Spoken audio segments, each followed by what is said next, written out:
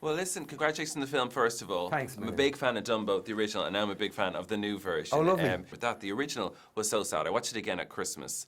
And I liked it as a kid, but I kind of was scared by myself liking it as a kid because I hadn't watched it since. And it's a very, very sad film. Whereas this film's sad, but there's like, they've got nice humans in it, like yourself, like your character. Yeah. Do you think that was a good thing when you read the script and saw? Yeah, I didn't have anything to compare it to because I hadn't seen the original film as a kid. For some reason, Dumbo was never something I saw as a child. So I watched it after I read the script. Yeah, when I read the script, it was I knew who Dumbo was. I knew that Dumbo was a flying baby elephant. But I read the script and it was very full. And Tim and Aaron Kruger, who wrote the script, they really broadened the story. They brought in this whole human aspect that didn't exist in the original. Yeah.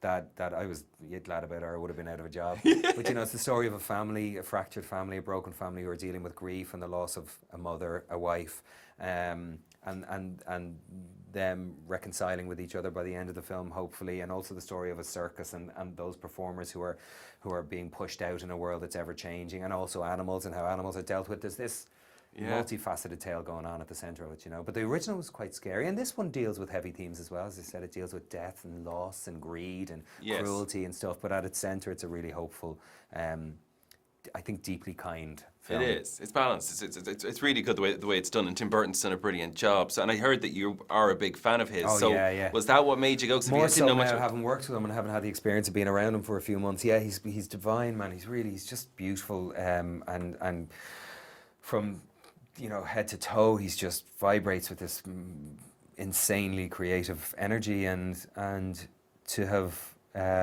bore witness for 30 plus years to this multitude of worlds that he's created in cinema and been so immersed in them, and then to finally kind of walk through that fourth wall, that veil, and be in one of those worlds and kind of cohabitate within his imagination for a few months with a bunch of other actors who had worked with him multiple times. I felt like I was entering into this already established family. Yeah. It was lovely, yeah. Is it a bit like going into a sweet shop or something? Because I believe a lot of these were real sets, were they? The only thing, obviously, that weren't real were the elephants. I thought that might be the case. And state the obvious there with Colin. And you never know. But we couldn't get away with it this time. Couldn't locate a flying baby elephant. But all the other stuff, everything else, they had 100 circus performers from all over the world.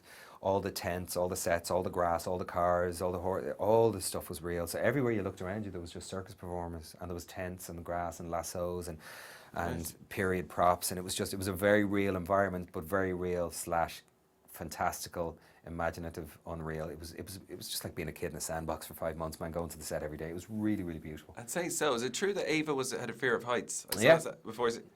I don't know if she's fully cured of it, but she certainly got up there, man, and she worked with the trapeze artists, and she went up into the sky, and fair play for her. Yeah, but she countered it. She got over it. She really had a profound fear of heights before she did this. Yeah, that's amazing. Amazing.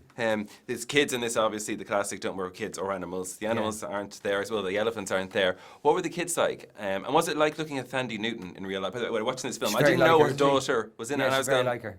They were amazing. Both her and Finlay were incredible. Yeah, and easy. I mean, people say you shouldn't work with animals and children's, but that is a barefaced lie.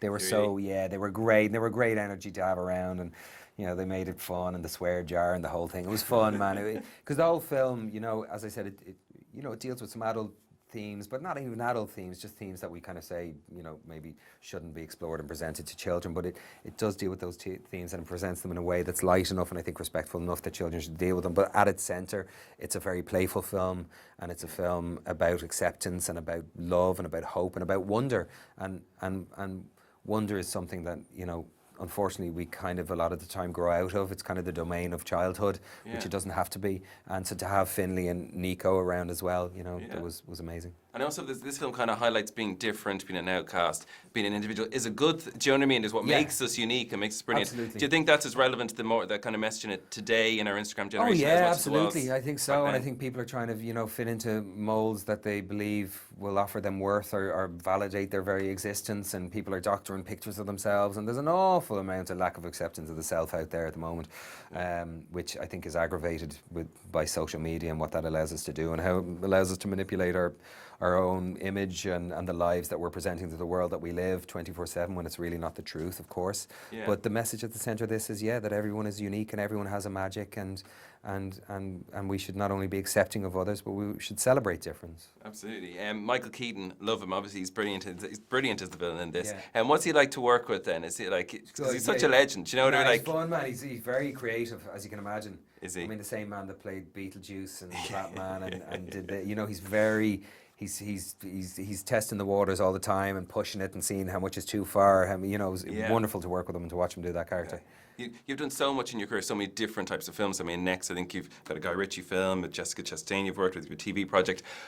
How do you choose what roles you do? And do you feel like you're working more than ever? You seem to be doing higher quality work than ever. Do you feel like, is this where you wanted to end up? Do you know what I mean, career-wise? No, I have no end game in sight, and I have no master plan at all. No, I'm just glad to be still a working actor. I'm still glad that I can find work, and I don't. Do you still love it? Because you say more than ever. Actually, more than ever. I don't enjoy being in a hotel room for 3 or 4 months the way I did when I was in my 20s, but that's okay. That's understandable. Yeah. But and I have kids as well, so I don't enjoy being away from home as much as I did when I was footloose and fancy free. But the actual work I enjoy more now than I ever did, which is amazing. And I don't even know why, but yeah, I'm just glad to be still working. And lastly, being a dad in real life then, does it help when you have to play a dad in a movie? I don't know. I mean, you can't throw the baby out with the bathwater. So life is a part of what, everything up till now is now. So, yeah. But, I don't think you need to be a dad to play, Yeah. The whole you need to be something to play something. It's a bit of a tricky one. Go on. Listen, congratulations on the film. Great to talk to you, Colin. Thanks, man. You too. FM 104. Dublin's hit music station.